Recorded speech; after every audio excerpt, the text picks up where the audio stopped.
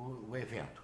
E hoje nós vamos ter o tema Constituição, Marco Civil da Internet e Processo Judicial Eletrônico. E a primeira pergunta que alguém vai fazer é o seguinte: o que diabo tem a ver com esses temas, Marco Civil da Internet, Processo Judicial Eletrônico, o Fórum da Emerge de Ciências, Política e Teoria Constitucional? Porque essa questão não é mais uma questão de informática, não é uma questão só digital, é uma questão política. Por que é uma questão política? Nós estávamos comentando, a OAB tem 150 mil advogados plugados ao nosso sistema, conectando o nosso sistema do Tribunal de Justiça do Rio de Janeiro. 150 mil advogados. A diretora de atendimento tem dia 12, 13 milhões de conexões. É certo que muitas são robô, mas a necessidade de conectar com o sistema é algo muito importante. Se a população do Estado são só 17 milhões de pessoas. Então, como é que funciona isso? E é ridículo, né, eu estar aqui coordenando, porque quando eu comecei a trabalhar na Justiça, alguns dias atrás, a gente fazia a ata da audiência à mão. Eu cheguei a ver nos cartórios o arquivamento. Você não chegar, todo mundo aqui é muito novo, né? Ninguém aqui chegou a ver. O cartório arquivava numa sala os processos velhos e os funcionários tinham que usar máscara. Porque Pois é, quando tinha máscara. Alguém é daquela época. Bom, então é muito bom saber disso. Bom, então tá bom. Então, a outra questão também que nós temos que levar em consideração é que a justiça é o local de encontro das pessoas. O Castro Alves, né, fez aquele poema dizendo: a praça é do povo, assim como o céu é do condor. Não é bonito? Isso foi no século XIX. Hoje, não dá para fazer manifestação na praça, não só porque a gente vê aí na televisão o que acontece, mas também está cheio de black bloc, tá certo? E ninguém consegue fazer nada. As pessoas vêm reclamar, vêm pedir, vêm falar, justamente dentro do Poder Judiciário. Porque ninguém move a ação neste século XXI pelo fato de, eu vou mover uma ação para ver como é que o doutor Najib está resolvendo sobre o parágrafo 3º do artigo 2º da Lei 10.400. Não existe isso. O sujeito só vem para mover uma ação, procura advogado, procura defensoria, se ele está absolutamente asfixiado. Ninguém move a ação por diversão. Se alguém move a ação por diversão, cair na minha mão, eu mando interná-lo no manicômio, porque não tem cabimento uma coisa dessa, tá certo? As pessoas movem as demandas, precisam das demandas, porque elas lutam geralmente contra forças econômicas, sociais, políticas superiores. Então, nós temos por mês, né, 10 mil reclamações de violência doméstica. 10 mil é muita coisa. E não é a violência doméstica, não é só a mulher que está apanhando, não, tá certo? Tem homem apanhando, tem também uniões homoafetivas apanhando e tal. Nós temos demandas do consumidor, porque estamos forçados a entrar com essas ações. A minha companhia de luz, outro dia, botou no débito automático R$2.000. Depois eu não posso mover ação contra a companhia de luz, porque se eu entrar com ação no juizado especial, eu não tenho prerrogativas de marcar a hora e a data. Então, aqueles meus ilustres colegas vão marcar uma audiência para segunda-feira, quarta-feira, que eu estou fazendo sessão, resultado, ele julga extinto o meu processo por causa disso. Então, você veja, as forças econômicas, sociais, elas vão se encontrar dentro da justiça, através do advogado. E 90% hoje, né, do nosso processo é mais ou menos digital. Só não é a parte criminal, porque eu não sei porque o governo não ficou muito interessado. Eu não é, tá certo? Mas tudo é digital. E pior ainda, o próprio governo tem que vir na justiça.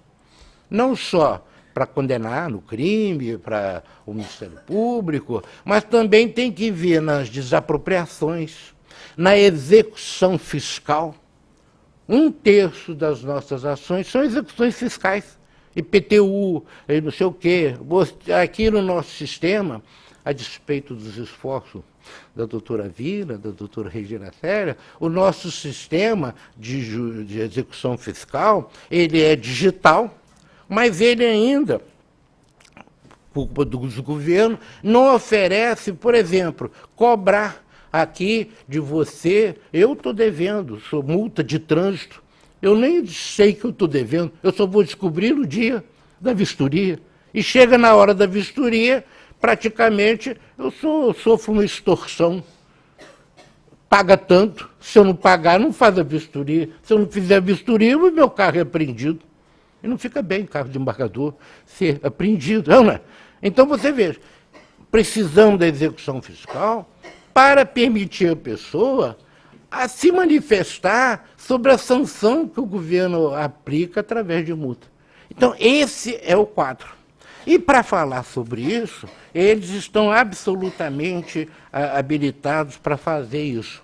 Nós temos o professor Walter Capanema, né? Ele é conhecido, tem vários títulos. Eu não vou ler aqui os títulos dele, não, porque senão termina o prazo. Aqui é advogado, coordenador do projeto Combate ao Spam, é professor da Escola da Magistratura, foi meu professor. Bom, eu fiz o curso com ele, fui reprovado porque eu não consegui fazer a prova. Mas tudo bem, de qualquer maneira, pois é um defeito grave. Né? Estou igual a minha irmã. A minha irmã foi fazer a prova do EAD, ensino à distância, ela é 8 anos mais velha que eu, aí a prova passava lá, tinha um tempo para fazer, e ela brigando com o mouse, resultado, perdeu todas as matérias porque ela não conseguiu fazer, ela teve que aprender. E eu, pior ainda, fui fazer o curso com ele, muito bom o curso, mas estava naquela época horrorosa, outubro, novembro, nós estamos vivendo um momento de crise político, institucional, tá bom, mas se Deus quiser eu vou passar no próximo curso, que eu já me inscrevi, que é sobre crimes, crime da internet. Então, a Emerge está fazendo esse curso, ele é o coordenador, ele tem vários títulos, eu vou escolher aqui 2 ou 3, assim, mais rapidamente, é professor da... Ah, está aqui, ótimo, obrigado. É advogado, professor, autor, coordenador geral dos cursos de Direito Eletrônico da Escola da Magistratura, curso de extensão livre de aperfeiçoamento. Mas está muito pouco aqui, mas também eu não vou mais aqui, né? E ele está absolutamente atualizado. Ele está atualizado não só aqui no país, porque a turma da época digital, eles não são cidadãos nacionalistas. Eles não podem ser. Eles são todos cidadãos do mundo. Então, o tema de computador, de internet, essa coisa toda, por exemplo, o Supremo Tribunal Federal, na semana passada, resolveu que aplicar o Tratado de Varsóvia nas viagens internacionais, afastando o Código de Defesa do Consumidor. Ele está fazendo assim, mas os advogados ficaram danados da vida com isso. Ninguém gostou. Eu acho que o Supremo, espero que ele comente, o Supremo está correto. Como é que na questão de tratado, de viagem internacional, eu posso aplicar uma lei nacionalizada só daqui? Eu sou membro da Comissão de Direito do Consumidor do Instituto dos Advogados. Meus coleguinhas lá são a Ada Grinove, a Cláudia Lima Marques. Nós temos uma antiga proposta para tentar fazer uma regulamentação do contrato eletrônico. Ninguém está interessado nisso. Porque se nós fizermos o contrato eletrônico em nível nacional, como é que fica as compras? Eu compro livro na Amazon, .com, e agora como é que fica? Então, essa questão, ele vai, quer dizer, não vai falar tudo sobre isso não, mas ele é especialista. Lá na ponta está a professora doutora Regina Célia Brito Lourenço, ela está aqui de prontidão, eu a convoquei, porque ela odeia que eu diga isso, mas ela é serventuária, ela é diretora do Departamento Geral de Tecnologia de Informação do Tribunal, e ela é a nossa legisladora. Ela é a única pessoa viva que eu conheço que conhece a regulamentação do CNJ, conhece todas essas regulamentações que existem, todo mundo tem que telefonar e perguntar para ela. Eu desconfio que o CNJ também telefona de manhã para saber isso, tá certo? Ela é doutora. À minha esquerda, justamente à esquerda, está a doutora Virna Amorim, que era simplesmente a diretora do Departamento de Atendimento da DGTEC. E ela simplesmente é encarregada de atender todo mundo. E ela reclama porque o pessoal que ela tem foi bolado, foi pensado para atender 8% dos processos judiciais. Não é isso? 8%. Não é isso, Renato? E hoje só tem 90% informatizado. Então, pequena diferença, de 8% para 90%, mas mesmo assim ela consegue atender essas questões e é a grande encarregada, né, dos nossos serviços de governança de tecnologia de informação. De informação. Então, não vou ler mais aqui, não. Não vou dizer o tempo que ela tem também de serviço público, porque eu fui proibido por ela de dizer essa parte. Tem também o doutor André. Ele aqui também não vou ler. Ele é o membro da Comissão de Direito e Tecnologia da UAB. Ele e a doutora Ana Amélia, Ana Barreto, são os encarregados de fazer essa função de tecnologia de informação. Eu admiro profundamente os dois, porque, por exemplo, o tribunal, vamos colocar processo eletrônico em Miracema. Então, basta avisar para eles, com 15 dias de antecedência, tá certo? Que ele, de uma forma ou de outra, ele consegue botar aquela gente toda de advogado, porque funcionário nosso é fácil. Não é? Funcionário, olha, se você não aprender, não tem problema, você está removido para Angra dos Reis. Isso é mais fácil. Agora, para advogado, o sujeito passou 40 anos fazendo petição, colocando lá na máquina de escrever. Aí veio um belo momento, meu caro senhor, agora a sua petição tem que vir por esse sistema, olha, seu portal de ajuizamento, essa questão. E eles conseguem fazer isso, tá certo? E a OAB do Estado do Rio é a mais avançada de todas as OABs do Brasil inteiro.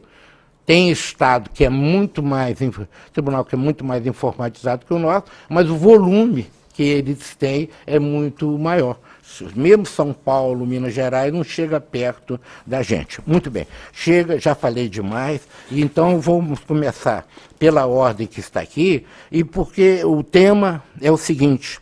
A pergunta que eu vou... Claro que essa pergunta minha é só uma das milhares de perguntas que eu tenho para fazer, né? Cada um tem 15 minutos, 20 minutos para falar, e o objetivo é ele pensar o seguinte: está a justiça, não só do nosso Estado, né? Está a justiça, isso é, juiz, advogado, esse bulo, essa confusão toda, está a justiça capaz de atender às demandas, às reclamações, os pedidos, nesta era digital?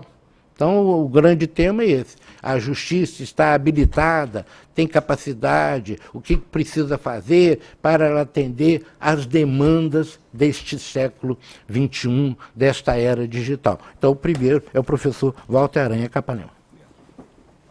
Vai trocar com o André.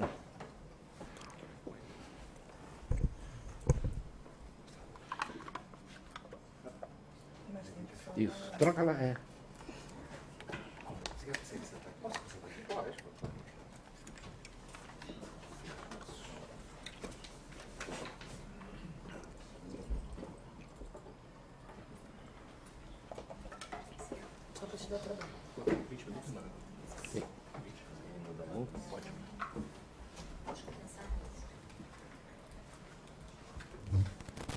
Excelentíssimo desembargador Najib Slab Filho, aqui eu cumprimento os ilustres membros da mesa, senhoras e senhores, bom dia, é um grande prazer estar aqui com os senhores, é uma grande honra atender o convite do meu querido professor Najib, e é muito interessante que os nossos temas todos têm a ver, têm uma ligação, a Constituição, processo eletrônico tem a ver com a celeridade, marco civil tem a ver, dentre outros temas, a privacidade. E eu gostaria, nessa minha palestra, de falar justamente do aspecto da privacidade e da intimidade no Marco Civil. Fazendo uma introdução aqui sobre a privacidade e intimidade. Primeira coisa, o que é privacidade e o que é intimidade? A gente tem aqui aquela norma constitucional tão famosa, né? São invioláveis a intimidade, desculpa, a vida privada. Mas o que é intimidade e vida privada? A Constituição não diferencia. E cabe aí o intérprete fazer essa diferenciação. E aí a gente tem diversas teorias. No direito americano, por exemplo, eles tratam a privacidade e a intimidade como uma coisa só, privacy. No direito alemão são três, a teoria dos círculos concêntricos. No Brasil, Gilmar Mendes, há uma diferenciação, né? A privacidade é a nossa vida social, a intimidade é a nossa vida íntima e o que se passa na nossa cabeça. Só que a gente faz uma diferenciação no mundo físico. Tem assuntos que nós sabemos diferenciar, né, no tratamento. Algumas coisas eu falo com meus colegas de trabalho, outras eu falo com minha família. Mas na internet não. Na internet nós expomos a nossa intimidade a todo mundo. O nascimento do filho, né, a criança ainda está no ventre materno, já tem a impressão 3D da criança, a mãe já coloca no Instagram. Quer dizer, a maior intimidade do ser humano as pessoas expõem na internet. Sem fazer essa diferenciação que era tão tradicional no mundo físico. E aí, desculpa, o primeiro conceito doutrinário de intimidade e privacidade é um texto de 1890, de Samuel de Warren e Louis de Brandeis. Louis Brandeis foi talvez um dos mais importantes juízes da Suprema Corte Americana, que o Samuel Warren era casado com uma celebridade da época. E os paparazzos iam atrás deles nos jantares, e eles fizeram esse artigo legislando em casa própria, né? Ou seja, a privacidade para eles seria o direito de ficar sozinho, de ser afastado, de não ser perturbado. Mas no mundo real não tem como isso, né? O WhatsApp está aí para isso, né? As mensagens chegando a todo momento, as notificações. E tem uma frase moderna que é muito interessante, que diz que na internet não tem nada de graça, né? A privacidade é uma moeda de troca. O Facebook, Instagram, WhatsApp são serviços aparentemente gratuitos. O Facebook pagou 21 bilhões de dólares no WhatsApp. Mas a troco de quê? Ele ganha dinheiro com o quê? Ele ganha dinheiro com os nossos dados. Ele ganha dinheiro com a nossa intimidade. E aí veio o Marco Civil, essa lei tão comemorada, chamada Constituição da Internet, como se a internet precisasse de uma Constituição. E ela trouxe várias questões sobre privacidade e intimidade justamente por causa do Snowden. As revelações do Snowden mostrando que o governo americano estava espionando os dados brasileiros, o que a gente já sabia há muitos anos, trouxe aí essa necessidade de tratar de privacidade. E a outra coisa que é muito importante é a tal da pornografia de vingança. Os senhores já viram falar de pornografia de vingança? Opa, passou. A pornografia de vingança tem a ver com o conceito, me permita, professor, ser um pouco polêmico, dos nudes, né? As pessoas estão mandando fotos nuas pela internet. E alguém falou numa palestra, um psicólogo, que o nude é a declaração de amor do tempo atual. Polemizando um pouco aqui. Polemizando, é bem poético isso. Não se manda mais uma carta como antigamente, né? Agora manda um nude logo. Facilita logo. E aí, a presidente Dilma, num ato assim de arrobo, ela decidiu criar o Marco Civil Mundial. Uma ideia que, com devido respeito, graças a Deus, não pegou. E a minha função aqui, eu estou indo muito rápido, tá? É falar justamente da privacidade no Marco Civil. Eu não vou tratar de todos os pontos da privacidade, eu vou tratar de pontos específicos, né? Uma parte do artigo 7º e uma parte do artigo 21, que tem a ver justamente com pornografia de vingança. O artigo 7º do Marco Civil, ele lista vários direitos que o Marco Civil garante aos nossos cidadãos. Só que muitos deles são ligados à privacidade, e são eles que eu vou tratar. O mais interessante aqui, eu vou pular o inciso 1, vou falar do inciso 2, é a inviolabilidade e sigilo das suas comunicações privadas armazenadas, salvo por ordem judicial. É muito interessante falar desse tema, porque já existe uma controvérsia jurisprudencial, inciso 3, desculpa. Obrigado pela lembrança. Porque justamente há uma controvérsia jurisprudencial a respeito da aplicação desse inciso. Primeira coisa, é para pensar o seguinte: o Constituinte fez um tratamento diferenciado.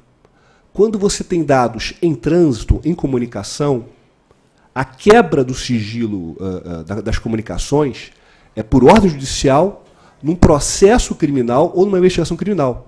Ou seja, existe um peso maior de proteção para os dados circulando. E quando a comunicação está armazenada, pode ser uma ordem judicial de qualquer monta, civil, de família, trabalhista.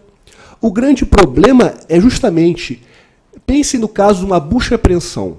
A polícia prendeu um traficante, teve acesso ao seu celular. A polícia pode mexer no WhatsApp do traficante, sem ordem judicial? Como diria o professor Najib, duas correntes. Duas correntes. Uma corrente do STF e outra corrente do STJ. A primeira corrente do STF é que não há necessidade de ordem judicial. Não há necessidade. E olha que interessante, porque justamente o que o STF entende é o seguinte, é que a proteção constitucional, no artigo 5º, inciso 12, é apenas para a comunicação dos dados, para os dados em trânsito, e não para os dados armazenados. E aí o curioso é o seguinte, é que a segunda corrente do STJ entende que há necessidade de ordem judicial. Porque justamente ela faz uma interpretação do próprio Marco Civil. O artigo 10, parágrafo 2º do Marco Civil, ele diz o seguinte, que as comunicações que estão armazenadas só se pode ter acesso mediante ordem judicial. Aí a grande pergunta é, senhoras e senhores, o que é comunicação privada armazenada? Vou dificultar mais um pouco. Uma foto. Uma foto é uma comunicação privada armazenada? Se o policial encontrou uma foto no WhatsApp do traficante, ou uma foto no celular do traficante, vou dificultar mais um pouco, ele só pode ter acesso com a ordem judicial? É uma prova nula? Olha como a lei ela estabelece uma insegurança. Depende. Porque uma foto que o traficante tirou não tem proteção de ordem judicial. Agora, uma foto que ele recebeu ou que ele mandou pelo WhatsApp tem. Olha que curioso. Por quê? Porque a foto mandada ou recebida é uma comunicação armazenada. Mas a foto que ele tirou lá na boca de fumo não tem proteção. A pergunta é, como é que o policial vai saber?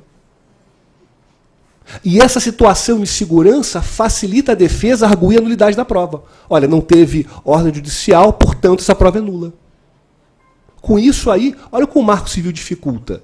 É a combinação do artigo 7º, inciso 3, com o artigo 10, parágrafo 2º do Marco Civil. E aí vem a questão curiosa aqui, uma suposta conversa que a ex-presidente Dilma teria com marqueteiros, não foi nem por e-mails enviados, foi por um e-mail armazenado e não enviado.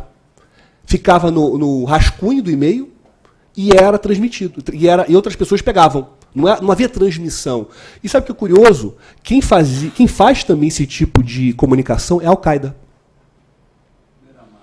Beira-Mar também, ou seja, está na moda, né? E aí, outra coisa que eu acho interessante também falar, em relação a que os nossos dados na internet, eles não podem ser cedidos sem o nosso expresso consentimento. A grande pergunta é, você sabe quais são, você tem controle de quais dados que saem no seu celular? Será que o microfone do seu celular está ligado agora? Você sabe quais são os dados que estão sendo enviados? Você não tem controle. E o curioso é verificar o seguinte, né, que o CDC, no seu artigo 43, parágrafo 2º, exige que toda a criação de banco de dados do consumidor tenha a sua expressa anuência. E você não tem isso, você não vê isso. Quantos bancos de dados as empresas criam a nosso respeito, a gente não sabe. E eu dou um exemplo aqui, olha, eu fui procurar uma passagem de decolar.com para Teresina. Aí, Procurei, achei o preço muito caro, fechei o computador. Fui abrir de novo e fui acessar o YouTube para ver um vídeo. Olha só a passagem aqui. Hotéis em Teresina. Eu sou perseguido por essa publicidade a todo sempre. Ela me persegue. A empresa não fez o banco de dados? Ou seja, o Decolar.com fez um banco de dados e transferiu esses dados para o YouTube. Agora, olha que curioso. Esses dados estão armazenados no meu computador. É um arquivo chamado cookie. Quando eu fiz a procura no Decolar.com, ele armazena no meu computador. E o YouTube vai lá e visualiza. Você sabia disso? Quantas coisas nós fazemos de procuras na internet que estão armazenados no nosso computador e dizem muito sobre a nossa privacidade e nossa intimidade? Outra coisa que esse aplicativo então é assustador, é o chamado Lightbeam. Ele é uma espécie de plugin, ou seja, ele é um programa que fica anexado ao navegador, ao Firefox, e ele fica controlando os seus dados. Então veja bem, essa aqui é uma nuvem de dados. Eu fui acessar o Facebook, depois eu fui acessar o Google. Esses sites, eles trocam informação entre si. Então o Facebook, quando eu vou num site de notícias a partir do Facebook, o Facebook fica sabendo.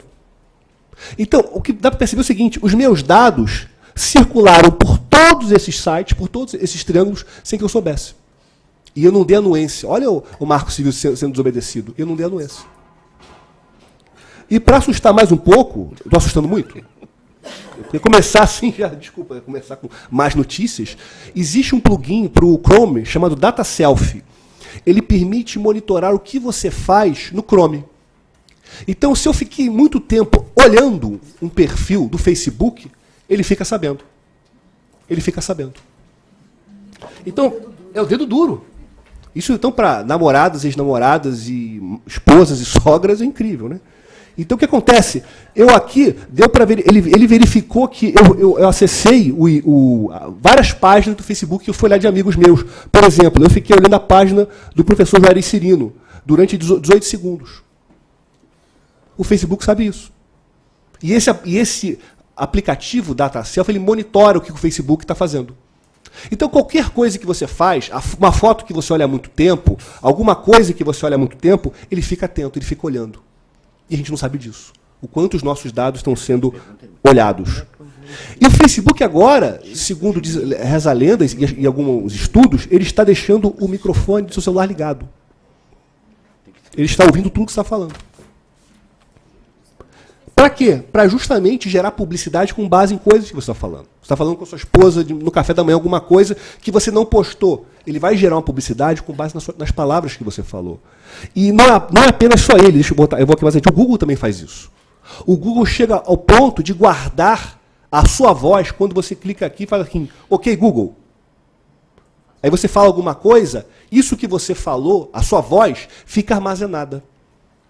Ele armazena a sua própria voz. E você não sabe disso. Está presente o nosso diretor-geral da DGTEC, está presente o doutor Renato Varvá também, e eles não fizeram essa pergunta, mas eu já vou fazer a pergunta para que ele responda depois. Como é que a gente vai colocar no nosso sistema, no DCP, como é que vai colocar dentro do DCP essa prova, a mídia dessa prova? Porque eu não confio em advogado. Sempre haverá um advogado que vai querer mover uma ação, não é? Tá certo? E demonstrar isso. Excelência, 2 correntes. Então tá, isso não é uma pergunta para ser feita. Eu desconto o tempo, depois obrigado. Então tá bom, então eu volto lá para o seu tempo. Obrigado. Então o que acontece é o seguinte, hoje em dia, uma pulseira, essas pulseiras que controlam o batimento cardíaco já se viram de prova, pegando um gancho até com a sua pergunta. Uma moça alegou que tentaram estuprá-la. Olhando pela pulseira dela, que controlava o batimento cardíaco na hora do alegado estupro estava baixíssimo, estava como se estivesse dormindo. Então ela falou que foi atacada no quarto dela, ou a pessoa tentou, mas o batimento cardíaco estava tranquilo. E detalhe, ela tentou sumir com o batimento, ela falou que estava acordada. Ela falou que estava acordada. E ela tentou sumir com a prova, ela tentou sumir com a pulseira. O curioso é que a polícia teve acesso na nuvem ao histórico do batimento cardíaco dela. Ela falou que estava acordada, ela disse quem era a pessoa, tudo tal, e pelo histórico da pulseira fitness dela, que controla o batimento cardíaco. Ou seja, até aparelhos estão servindo como prova. O Uber, né? O Uber está provado que o Uber controla tudo que você faz. Ele acompanha tudo que você faz. Ele tem um modo chamado modo Deus, que o Uber consegue acompanhar tudo que você faz. Até depois que você desembarca. Até depois que você desembarca.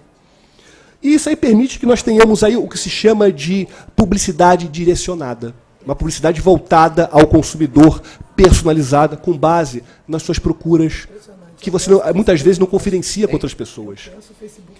Prosseguindo aqui. Olha, posso passar um dever de casa? Entre nesse site aqui para assustar vocês. history.google.com. Eu estou quase te entregando meu celular. Desculpa. Por isso que é melhor começar, porque depois vocês dão uma animada. Assim, porque history.google.com, ele dá todo o seu histórico, onde você esteve, os locais que você frequentou, os aplicativos que você utilizou se você tem um celular Android. É assustador. E mais ainda, isso pode ser usado como prova judicial. Você quer localizar um devedor que sumiu. Pedir uma ordem judicial para ter acesso ao history dessa pessoa, que certamente ela vai ser um usuário do Google. Todo mundo é. Quem veio aqui junto com o marido, esposa, porque É um só saber, não conte para sua esposa ou seu marido. Mas tranquilizem-se, pela lei atual, adultério não é mais crime. Amém. E também, pela emenda constitucional 66, não precisa mover ação de separação ou divórcio, não, tá certo? Então, calma, não fiquem nervosos. Faça favor de continuar. Obrigado. E outra coisa que tá muito complicado, gente, está muito tenso, estão nervosos com isso? Está assustador, né? Perdão. Eu prometo que agora eu vou melhorar. Vai ser difícil. Eu prometo. É difícil. Desculpa, gente. Desculpa. Eu vim tão animado. Então, o inciso 8º, ele diz que os contratos devem ser claros. Agora vem uma coisa. Você leu o contrato de internet? Não. Contratos de internet? Não. Pior que aqui li, entendi. Ninguém. É aquele negócio, eu clico. Eu vou. Exatamente. Como é que a gente pensa? Eu vou assinar. Se der problema, eu falo com o advogado e o advogado processa. É assim que a gente pensa. Tem um site interessante chamado TOSBEC. TOS é de Terms of Service. Ele acompanha todas as modificações dos contratos dos sites de internet. E eles mudam toda hora. A gente tem na EMERGE uma aula de contratos eletrônicos. Eu tenho uma aula só sobre contratos, sobre cláusulas de contrato. Então tem cláusulas assim as mais absurdas. E o que eu acho interessante falar é o seguinte, né? Existe no direito alemão, no Tribunal Constitucional Alemão, um precedente jurisprudencial de 82, quando analisou a lei de censo, que se cunhou o direito à autodeterminação informativa. Significa dizer o seguinte: o usuário, o consumidor, o cidadão, ele precisa saber quais são os seus dados que estão sendo acessados pelo poder público, pelas empresas, e justamente ele tem o direito de dar um destino que ele quiser a seus dados. Isso tem a ver com o Marco Civil, porque você sabendo o que o contrato diz, você vai saber se você vai assinar ou não. E é preciso que a coleta dos seus dados de privacidade e intimidade tenham a ver com o conteúdo. Vou dar um exemplo. O Spotify. O Spotify é um aplicativo famoso de música. Ele tem uma cláusula que ele quer ter acesso às fotos do seu Facebook. Isso tem a ver com o serviço? Olha, o Walter ele tem uma foto com a camisa do Olodum. Então ele gosta do Olodum. Uma roupa preta, ele é gótico. Será que é isso? Há uma resposta, em nenhum dos dois casos. Mas há uma relação entre as duas situações? Há uma proporcionalidade entre o dado que vai se pegar e o serviço que vai ser prestado? Isso é muito importante verificar. E prosseguindo aqui, outro direito também do consumidor que a gente nunca vai ter como fiscalizar, a exclusão dos seus dados. Um dos efeitos justamente da rescisão de um contrato de internet é que seus dados sejam apagados. A grande pergunta é, como é que você sabe se seus dados foram apagados? Você não sabe. Você não sabe. Ou seja, no mundo da internet, você está cada vez mais hipossuficiente juridicamente. Olha que curioso, quando alguém morre no Facebook, né, que não acontece aqui, que nós temos uma longa vida, para se cancelar uma conta de alguém que morreu, o Facebook exige um envio de certidão de óbito, atestado de óbito. Mas quando você entra no Facebook, ele não pede atestado de certidão de nascimento. Ou seja, é fácil de entrar, difícil de sair. Essa é a ideia deles. Eles querem manter os dados pela maior quantidade possível de tempo. E chegando aqui no último item, que eu acho mais importante, é a vingança pornô. Não tem a ver com os direitos, né, Ele tem a ver com outro artigo, mas trata de privacidade. E é muito importante o Marco Civil ter trazido essa norma, embora eu tenha minhas ressalvas, porque tem uma poesia, se é que é possível dizer assim, de uma música sertaneja que mostra como essa lei é importante. Olha só, semana passada mesmo a gente ficou, e sem que você percebesse, eu gravei de nós dois um vídeo de amor. Eu vou jogar você na internet, nem que você me processe. Olha o desrespeito judiciário, desembargador Magílio. Eu quero ver a sua cara quando alguém te mostrar, quero você dizer que não me conhece. Isso é apologia a crime. É apologia a crime, né? Esses dois descerebrados, né, Max e Mariano, Data Vênia, escreveram a música Eu Vou Jogar Você na Internet. Né? Ou seja, o professor vê um pouco de tudo. Né? Não quero ver o meu histórico de internet. Mas eu queria... Aí eu queria justamente falar do artigo 21 do Marco Civil para concluir.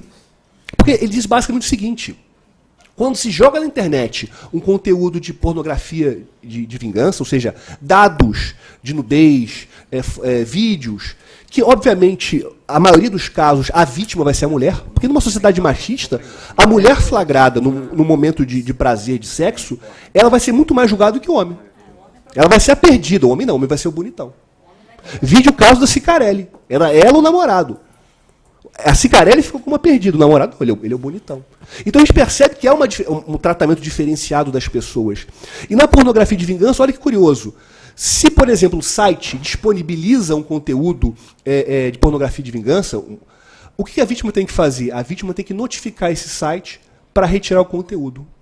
Se não retirar, a vítima pode promover uma ação contra o site e contra aquela pessoa que postou. Mas o curioso aqui é que a responsabilidade do site é subsidiária. Ou seja, se você mover ação contra o criminoso, contra o agente, e ele pagar a indenização, o site fica livre.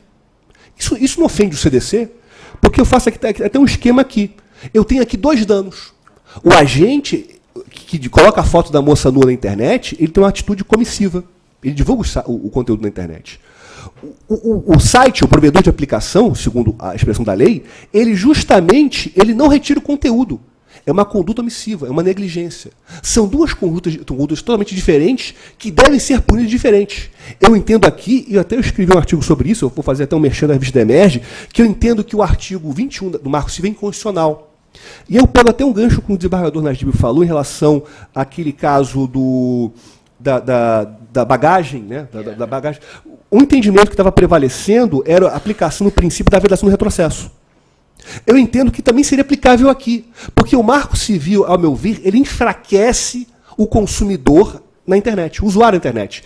Ele exige que ele judicialize a questão e, mais ainda, ele viola... Repita, por favor. O Marco Civil... Ele viola a Constituição Federal e viola o princípio da vedação de retrocesso.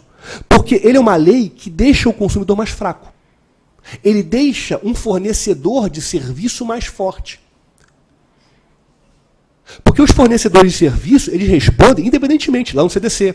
Aqui no artigo 21, ele exige, ele coloca aí uma proteção.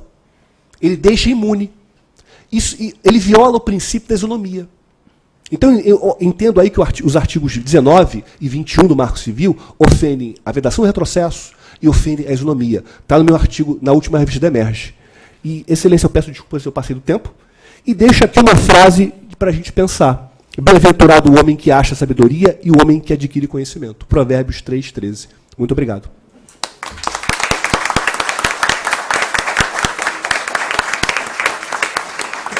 Bom, não vão